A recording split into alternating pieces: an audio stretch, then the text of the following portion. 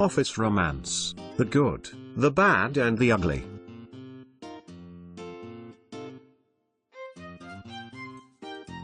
Professionals often spend significantly more time at the office than at home, so much so that there is always a generous amount of single men and single women who don't have the time to meet new people. So the logical choice for them to meet other single men and women are naturally the office. When single people spend at least 40 hours, in some professions 50 hours and more, with like-minded people of similar backgrounds and interests, relationships are a tempting side effect. Although it's a logical choice to look within the office for romance, there are definitely good and bad aspects to the office dating scene. The good in office dating. There are several advantages to office dating, one of which is obvious.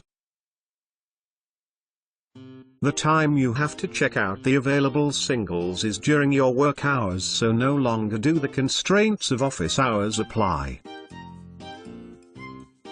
Also, the awkwardness of first introductions is usually eliminated as initial conversations are done within the pretense of a work environment, once again relieving the stress of having to make such a critical first impression, since the impression would be based on some sort of work objective as opposed to strictly a personal objective like you would have in the normal dating process. A second advantage is knowing the person before you date them, at least to some degree. The truth is, you may interact with a potential date several times on a business level and get to know something about their personality and themselves without being on the spot as you would in a normal social setting. This helps avoid the common pitfall of most early relationships: incompatibility.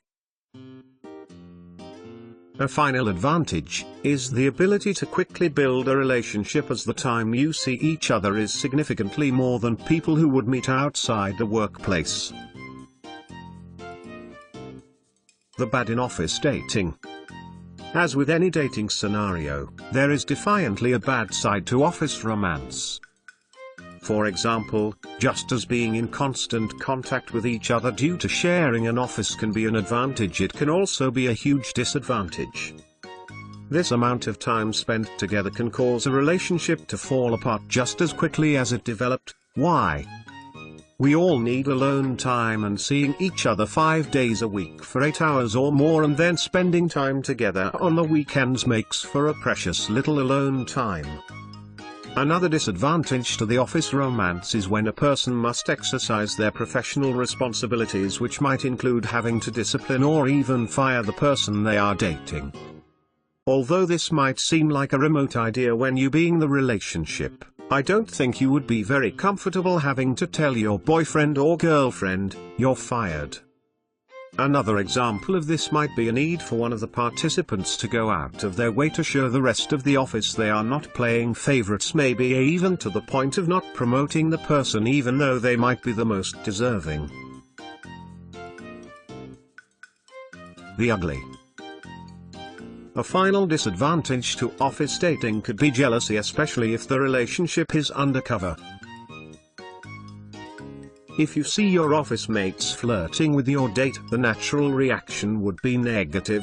Why would being in an office environment generate any other reaction? With that reaction might come an unnecessary reaction, including punishing someone for something that is not work-related at all. Before you entertain the thought of dating the cute secretary on the 4th floor or the hot hunk VP you saw during the last office meeting, entertain the consequences of dating that person. Balance the pros and cons, and if you decide to move forward, keep an eye out for all of the things that can go wrong and have an understanding of how you might handle any of those situations.